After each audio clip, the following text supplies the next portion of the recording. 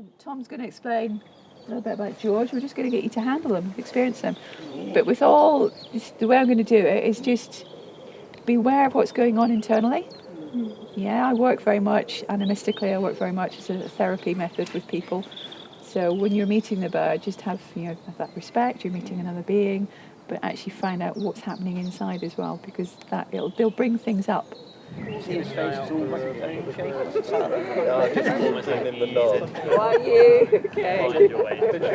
Well, you said there's all these videos. They lift up. They got really long legs that go all the way to the top. So what do you like about him?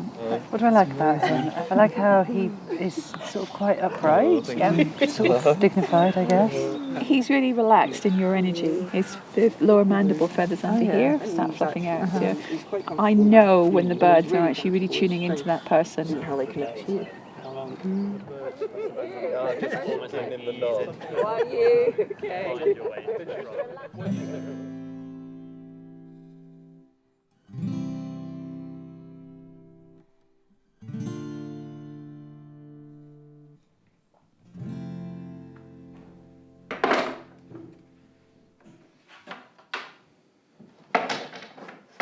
Still got to order another 8 pieces of glass for all of these. They've got to be all coated with Danish oil. These have got to be coated with Danish oil, and then assembly. But that's the side profile, looking inside this frame with the 2 rolling secondary glazing units that fit inside and roll along the tracks.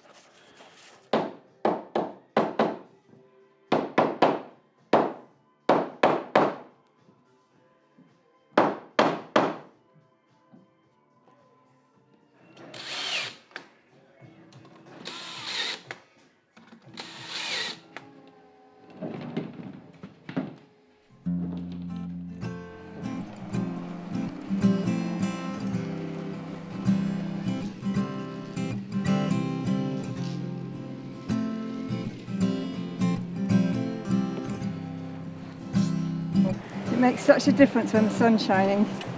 It's really, really beautiful. Oh, it's bloody brilliant. It's so lovely outside. Crisp air and the sun. But for somebody who spent the last 2 months of my life sat at a desk writing and being all up in the head, to be out in the garden and touching the ground, oh, it's just wonderful, I can't tell you. And just seeing this garden erupt, all the life in it, it's quite wonderful. It's a bit daunting at times because there just feels so much to do, but we've had a lot of help recently to plant seedlings and transplant out, so it just feels like we're beginning to really move into that productive season, which is brilliant.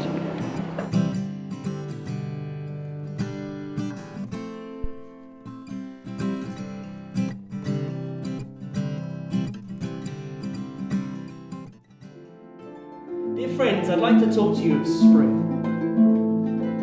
These words were spoken by William Wordsworth, a man who 2¼ centuries ago walked across these boards to open the shutters of these windows. Love, now a universal birth, from heart to heart is stealing, from earth to man, from man to earth. Now is the hour of our feeling. Buddha told us to look into our own nature to find wisdom. But we can also find this wisdom in our past and our poetry and the nature of the hills and the woodlands that is currently cathedraling itself around this building. One impulse from a vernal wood may teach you more of man, of moral evil and of good, than all the sages can.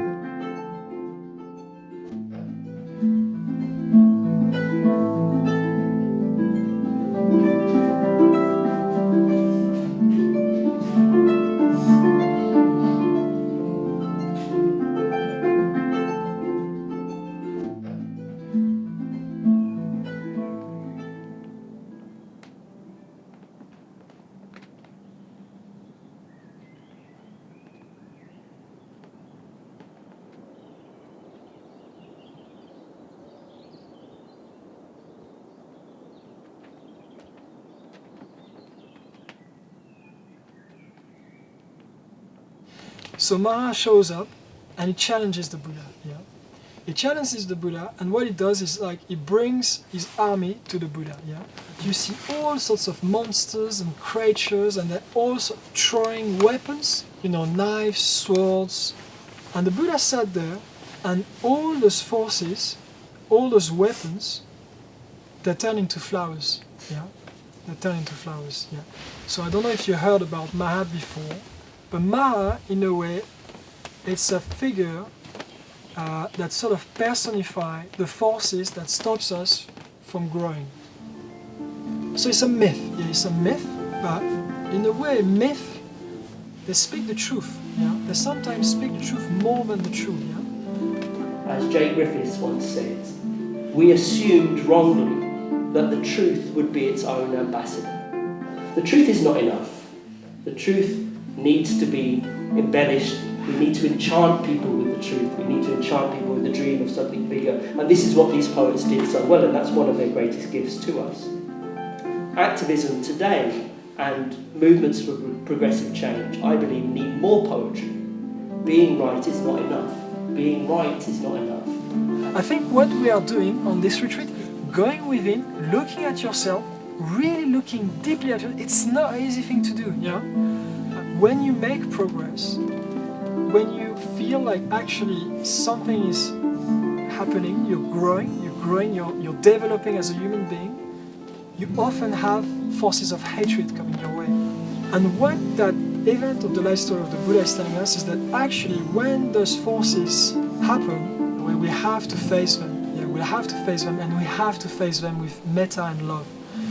The weapons, they don't just disappear. Yeah? They don't just disappear, they actually turn into flowers. Love! Love surely hath been breathing here, swells up then smiles with faint caress. Are we? Nature forever unravelling what she has woven, forever weaving what she has unravelled. Are we? My whole life is filled with waves that roll and tumble. Life seems to me a universal spirit that neither has nor can have an opposite. All that we behold is full of blessing. Therefore let the moon shine on you in your solitary walk, and let the misty mountain winds be free to blow against thee. I'd like to bring William Wordsworth back into the room. He walks over to his sister Dorothy, who is writing by the window. It is the first mild day of April. Each minute sweeter than before. The red breast sings from the tall larch.